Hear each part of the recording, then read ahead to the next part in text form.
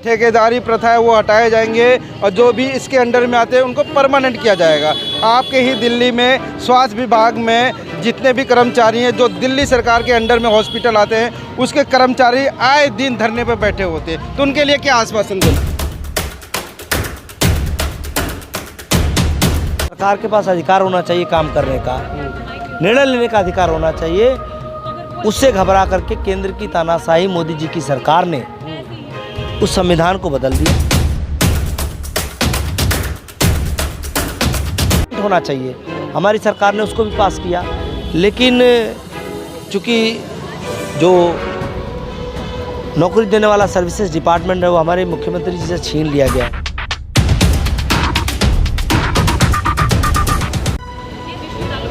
भगवंत मान जी की सरकार ने अभी तक तकरीबन हजारों की संख्या में परमानेंट कर दिए, जितने कॉन्ट्रैक्ट पे कर्मचारी थे सब पक्के कर दिए।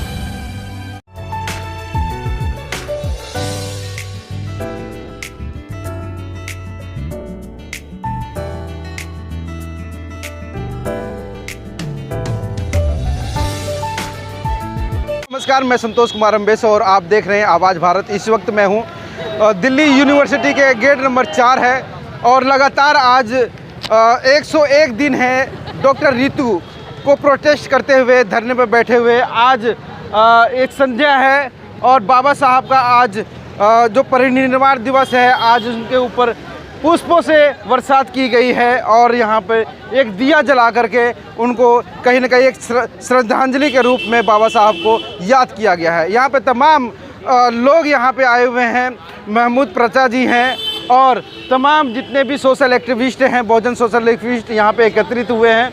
और कहीं ना कहीं मैं ये इस कैमरे के माध्यम से मैं ये दिखा देना चाहता हूँ कि यहाँ पे अखंड भारत समझते हैं और ये समझते हैं कि विश्वविद्यालय किसी के दादा बाबा की बकौती नहीं है। विश्वविद्यालय पे सबका अधिकार है, सबका हक है, सबको समान जीवन जीने का अधिकार है, चाहे वो महिला है, पुरुष है, चाहे वो सामान्य वर्ग के लोग हैं, चाहे वो छोटी जाति के लोग हैं, हर एक का इक्वल अधिकार है। बाबा साहब के बना हुआ संविधान बात करता है हम भारत के लोग, अखंड भारत की बात करता है और ये भारत, ये यूनिवर्सिटी पूरे भारत के लोगों की है, अखंड भारत के लोगों की, यही डाइवर्सिटी है। इसी के साथ हम आज जो बाबा साहब को श्रद्धांजलि दी है, मैं चाहती हूँ इसी तरह हर साल देंगे। और जिस तरीके से प्राचा साहब ने कल ये कहा था कि 2009 में 2009 में जो स्टैचू बाबा साहब का उखाड़ा गया था, साथियों मिसेस शालिनी लाल हमेशा एक बात कहती है कि हमारी स्टैचू की लड़ाई नहीं, हमारे साथ मिसेस रतन लाल भी मौजूद है यहाँ पे। एंड मैम हमेशा एक बात कहती है कि हमें स्टैचू से ऊपर उठ के लड़ाई लड़नी है, हमें मूर्तियों पे ज़्यादा टाइम वेस्ट नहीं करना, हमें ये भी सोचना है कि हमारी मूर्तियों की लड़ाई नहीं है। लेकिन दिल्ली विश्वविद्यालय से जिस तरीके से हमारा अस्तित्व उखाड़ा गया, अम्बेडकर की जो चैप्टर्स थे, जो टेक्स्ट थे, वो किताबों से मिटाए गए, हमारा इतिहास मिटाने की पूरी कोशिश करेगी। लेकिन हम अम्बेडकरवादी, नीले झंडे की ये ताकत है कि मूर्ति की स्थापना इसी जगह पे होगी। हम अम्बेडकरवादी, हम भारत के असली मूल निवासी, हम संकल्प लेते हैं बाबा साहब को जो भी प्यार करता है, चाहे वो किसी भी समाज का है, क्योंकि बाबा साहब ने सबके लिए काम किया, वो ये वचन लेता है कि अब लड़ाई हमारी नौकरी की नहीं है, लड़ाई हमारी मान सम्मान की है। और बाबा साहब के मान सम्मान के साथ कभी समझौता नहीं होगा, क्योंकि बाबा साहब पहले विश्व रत्न डॉक्टर बाबा साहब भीमराव अम्बेडकर हमारा मान सम्मान है। और उनकी स्टैचू की जो करना है, जो यहाँ लगाना है, वो इस चीज़ का प्रतीक होगा कि हमारा भी हेरिटेज, हमारी भी लेगेसी कुछ इस विश्वविद्यालय में, यूनिवर्सिटी में है। और सेंटर में यहीं पे जब तक नहीं लगेगा तब तक अम्बेडकरवादी एक इंच भी नहीं हटेंगे। साथियों, जैसा कि मैं इस वक्त की जो सबसे बड़ी खबर है, मैं वो दर्शकों को मैं बता देना चाहता हूं कि उन्होंने 2 मांगे की हैं एक तो हमें नौकरी नहीं, न्याय चाहिए और न्याय के लिए बैठी हुई हैं निरंतर। 101 दिन हो गए। वहाँ पे एक डिमांड और भी कर दिया सरकार के समक्ष कि यहाँ पे एक, जहाँ पे ये तस्वीर में सीधा मैं दिखा देना चाहता हूँ, वहीं पर बाबा साहब की भी स्टैचू होनी चाहिए। जिस पर सुप्रीम कोर्ट में जो बाबा साहब की जो स्टैचू है रखी गई है, उसी प्रकार से कहीं ना कहीं विश्वविद्यालय में भी एक मांग की गई है कि स्टैचू होना चाहिए, मुख्य द्वार पे होना चाहिए, सबको दिखाई देना चाहिए कि यहाँ पे बाबा साहब की स्टैचू है। बाकी मैं सीधे आज के दिन बाबरी मस्जिद का विध्वंस भी किया गया था और ये कोई अनायास ही नहीं था कि आज ही के दिन को सिलेक्ट किया गया था इस दिन के लिए। उस समय जो हमारे युवा सांप्रदायिकता की राजनीति में फंसे, वो आज तक निकल नहीं पाए हैं वहाँ से, और हमारा बहुजन समाज जो है वो फेल रहा है अपने युवाओं को वहाँ से वापस लौटा लाने में। किशन पटनायक जी की पुस्तक भारत शूद्रों का होगा, उसका पूरा पाठन मैंने अंबेडकर नामा के मंच से किया है, और उसी के हवाले से मैं ये बात आपसे कहना चाहती हूँ कि किशन पटनायक जी ने लिखा है बहुत तरीके से इस बात को कि किस तरीके से सांप्रदायिकता की राजनीति परवान चढ़ी बाबरी मस्जिद विध्वंस के साथ, और बाबा साहब के जितने भी विचार थे उनको ध्वस्त करने में इसका बहुत बड़ा योगदान रहा है। तो इसीलिए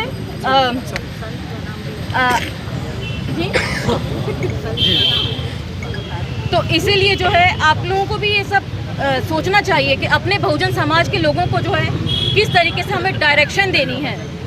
मूर्तियां बहुत स्थापित कर ली हैं, अब थोड़ा सा मुझे लगता है बाबा साहब के विचारों को पढ़े जाने की ज़रूरत है और सिलसिलेवार इसका पठन होना चाहिए, क्योंकि बाबा साहब को पढ़े बगैर कोई अम्बेडकरवादी नहीं बन सकता। हम सब लोग अम्बेडकरवाद होने का दावा भरते हैं, लेकिन बहुत सारे लोगों को आज भी नहीं पता होगा बाबा साहब की राइटिंग्स में एक्चुअल में लिखा क्या हुआ है। करेक्ट। बहुत सारे सोशल मीडिया पर ऐसे कोट डाले जाते हैं जो बाबा साहब के हैं भी नहीं। उन सबको फिल्टर करके सही इन्फॉर्मेशन का बाहर आना बहुत ज़रूरी है। उसके लिए मैं आप लोगों से कहती हूँ कि आप लोग प्लीज़ बाबा साहब का सिलसिलेवार पाठन शुरू कीजिए, और जो नहीं पढ़ सकते हैं वो कम से कम ऐसी वीडियोस देखें जहाँ पर के सही इन्फॉर्मेशन आप लोगों से शेयर की जाती हो। धन्यवाद। जय जय जय जय जय भीम, जय भीम, जय भीम, जय जय जय जय जय भीम, जय भीम, जय भीम, जय जय जय जय जय भीम, जय भीम, जय। अभी डीयू के परिसर में है। अभी मॉडल टाउन विधानसभा क्षेत्र के अखिलेश जी यहाँ पे, विधायक जी यहाँ पे मौजूद हैं। अभी भी दिया जला करके बाबा साहब की प्रतिमा पर श्रद्धांजलि अर्पित करी है। और कहीं ना कहीं ऋतु का जो प्रोटेस्ट है, मैं बार बार कहते आ रहा हूँ, 101 दिन हो गए और यहाँ पे आकर के आपने संबोधन भी किया। सर, जो मांगे हैं ऋतु जी की, क्या जायज़ है ना जायज़ है? देखिए, संविधान ने एक व्यवस्था बनाई है। बाबा साहब ने जब संविधान लिखा तो उसमें हर व्यक्ति को प्रतिनिधित्व मिले, हर व्यक्ति को अधिकार मिले, भारत दुनिया का नंबर 1 देश बने, ऐसी सोच के साथ संविधान का निर्माण किया। जो दबे थे, कुचले थे, जिनके अधिकारों का हनन हुआ था, उनको बहुत सारे संविधान से अधिकार दिए गए, और उस संविधान के अधिकार को प्राप्त करके धीरे धीरे देश आगे बढ़ने लगा। लोगों को बराबरी का अधिकार मिला, लोगों को पढ़ने का अधिकार मिला, लोग भारत देश की मुख्य धारा में अपने सम्मान के साथ जुड़े। और आज हालत ये हो गया है परंतु कि एक केंद्र में जो सरकार है वो तानाशाही रवैया अपना करके बाबा साहब भीमराव अम्बेडकर द्वारा लिखे गए संविधान के एक एक पन्ने के धज्जियाँ उड़ा रही है, उसको फाड़ने का काम कर रही है। आज बाबा साहब का परिनिर्माण दिवस भी हम सब लोग मना। कौन वो लोग हैं जो फाड़ने का काम कर रहे हैं? केंद्र की मोदी जी की सरकार जिस तरीके से संविधान को ख़त्म कर रही है, संवैधानिक व्यवस्था को ख़त्म कर रही है। संवैधानिक व्यवस्था क्या था कि सभी के लिए एक आरक्षण की व्यवस्था की गई थी ताकि उनको पढ़ के आगे बढ़ कर के उचित अधिकार मिल पाए उनको। तो एक विशेष वर्ग के लिए ना, वो तो एक विशेष वर्ग के लिए था। नहीं, इसमें विशेष वर्ग के लिए नहीं, इसमें एक ऐसी व्यवस्था की गई कि कोई व्यक्ति समान हो, समाज जो बहुत पिछड़ गया है उसका हाथ पकड़ो, हाथ पकड़ के उसको ऊपर लाओ, बाबा साहब का जो सोच था उसको बराबरी में एक लेवल पे ला करके उसको भी मुख्य धारा में ला करके भारत देश का एक जिम्मेदार नागरिक बनाओ, और इसलिए आरक्षण की व्यवस्था की गई। चल अभी उसके आपने आज जो है हाँ, केंद्र की सरकार, आप देख रहे हैं किस तरीके से डॉक्टर रितु जो आज 101वां दिन धरने का है, इस लव महिला को मैं सलाम करता हूं कि उसने बहुत हिम्मत करी है। इनको तमाम प्रलोभन भी दिया गया। सर 101 दिन हो गए हैं लगभग अपनी मांगों से, मतलब कि उनको तो नौकरी चाहिए नहीं, आपको भी स्पष्ट हो गया, उनको न्याय चाहिए, नौकरी नहीं न्याय चाहिए। आज क्या लगता है कि तमाम मतलब आज बाबा साहब का जो परिवार है, क्योंकि वो संविधान के निर्माता थे, क्या लगता है कि ये व्यवस्था सिर्फ ये बीजेपी ही लागू नहीं कर रही है, और भी पार्टियों को लागू करना चाहिए? देखिए, जो भी भारत के संविधान तो लगा को, देते हैं बीजेपी ने ऐसे किया वैसे जो किया, भी भारत के संविधान को मानता है, जो सरकारें मान रही हैं, जो बाबा साहब अम्बेडकर जी के मिशन को, सपने को लेकर भारत को आगे बढ़ाना चाहते हैं, वो सभी लोग डॉक्टर रितु के इस आंदोलन के साथ हैं। इसीलिए मैं भी यहाँ पर समर्थन करने के लिए आया हूँ। और मैं कहना चाहता हूँ कि आज जिस तरीके से अरविंद केजरीवाल जी की सरकार ने बाबा साहब भीमराव अम्बेडकर के सपने को पूरा करने के लिए उन्होंने 3 मंत्र दिए थे। पहले शिक्षित बनो, संगठित बनो और संघर्ष करो। शिक्षा जो पहली पीढ़ी है वो 70 सालों तक आज उससे बहुत सारा देश का हिस्सा दूर रहा। एक जिम्मेदार सरकार होने के नाते हमने 25% अपने सरकार के कुछ कुल बजट का, मगर वही केजरीवाल जी ने भी वादा किया था कि पाठ्यक्रम में बाबा साहब को पढ़ाएंगे, मगर आज तक मतलब कि वो पाठ्यक्रम शुरुआत नहीं। मैं आपको बताऊं कि देशभक्ति कार्यक्रम हमने शुरू किया है, और उस देशभक्ति कार्यक्रम के पहले चैप्टर के रूप में बाबा साहब भीमराव अम्बेडकर को पढ़ाया जा रहा है।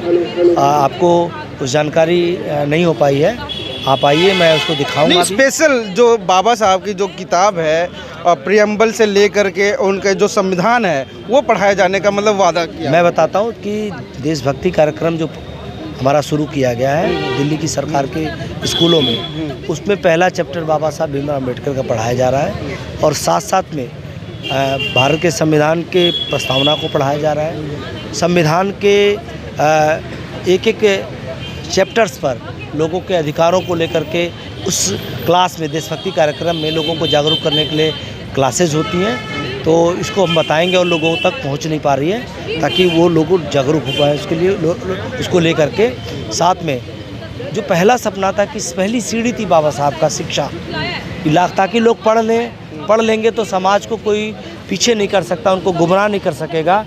उसको पूरा करने का काम हमारी सरकार अरविंद केजरीवाल जी के नेतृत्व में कर रही है। पहला हम आते हैं रोजगार के उसमें। अभी केजरीवाल जी ने भी ये वादा किया है कि जितने भी मतलब कि सरकार आने से पहले का जो वादा था कि जितने भी ठेकेदारी प्रथा है वो हटाए जाएंगे, और जो भी इसके अंडर में आते हैं उनको परमानेंट किया जाएगा।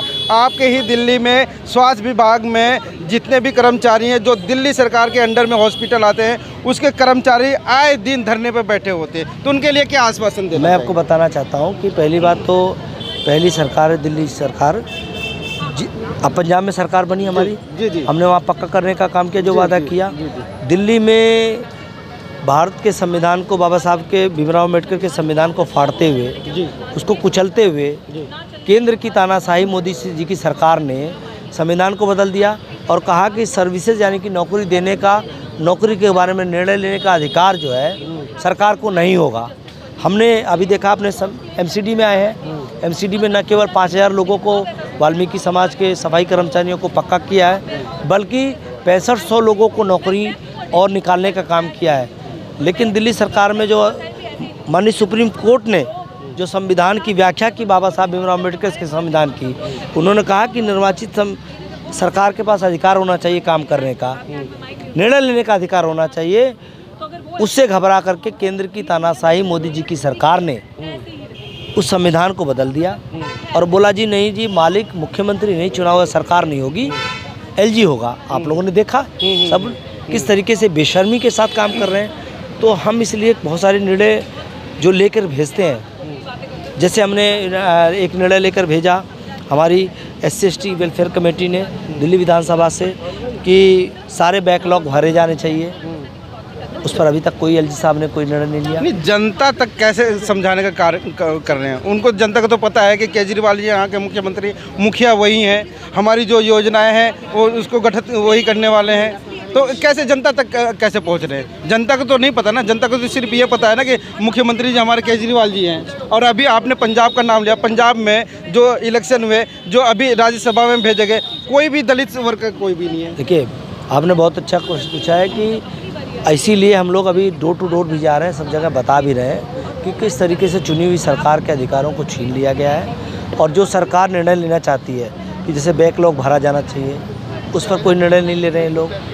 जिस तरीके से हम लोग कह रहे हैं कि जो परमानेंट नेचर के नौकरियां हैं, जैसे मान लीजिए कोई काम परमानेंट नेचर का है, जैसे किसी अस्पताल में सफाई करना है तो वो एक दिन का काम नहीं है, वो हमेशा जब तक अस्पताल हो तब तक सभी रोज़ सफाई होगा, उसको परमानेंट होना चाहिए। हमारी सरकार ने उसको भी पास किया, लेकिन चूँकि जो नौकरी देने वाला सर्विसेज डिपार्टमेंट है वो हमारे मुख्यमंत्री जी से छीन लिया गया है, इसलिए उस डिसीजन को लागू नहीं किया जा सक रहा है। जनता को बता रहे हैं कि ऐसे लोग जो संविधान को ख़त्म कर रहे हैं, चुनी हुई सरकार के अधिकारों को ख़त्म कर रहे हैं, दलित भाइयों के जो अन्य पिछड़ा वर्ग के लोग हैं, जो माइनॉरिटी के लोग हैं, उनके अधिकारों को ख़त्म करने का काम कर रही है, उसके लिए हम सबको लामबंद होना पड़ेगा। अधिकार तो वैसे भी ख़त्म हो ही रहे हैं, ख़त्म करने का काम कर ही रही है केंद्र सरकार, मगर दिल्ली सरकार में तत्कालीन जो राजेंद्र पाल गौतम जी थे, वो भी तो कुर्सी उनकी छीन गई। 22 प्रतिज्ञाओं के महज 22 प्रतिज्ञाएँ ली थी। देखिए, उन्होंने जो है हमारी सरकार ने अभी तक, देखिए जब से MCD में आए हैं, जहाँ पर हमारे पास अधिकार है, पूरा प्रतिनिधित्व देने का काम किया है और पूरी तरीके से नौकरी को भी पक्का करने का काम किया गया। आप देखिए, पंजाब में जाइए, हमारी सरकार है, जहाँ पे सरकार को अधिकार है काम करने का। भगवंत मान जी की सरकार ने अभी तक तकरीबन हज़ारों की संख्या में परमानेंट कर दिए, जितने कॉन्ट्रैक्ट पे कर्मचारी थे सब पक्के कर दिए। ठीक है, तो जो हमने वादा किया वो पूरा करना हम जानते हैं। और बाबा साहब का जो सबसे बड़ा उनके प्रति श्रद्धांजलि, उनको सबसे बड़ा याद करने का सबसे बड़ा माध्यम हो सकता है कि लोगों को शिक्षित करो, वो घर घर तक पहुंचाने का काम हम कर रहे हैं और करते रहेंगे। तो बहरहाल आप इस वीडियो के बारे में अपनी राय अवश्य दें तथा वीडियो को लाइक, शेयर और कमेंट्स साथ साथ चैनल को सब्सक्राइब करना न भूलें। धन्यवाद।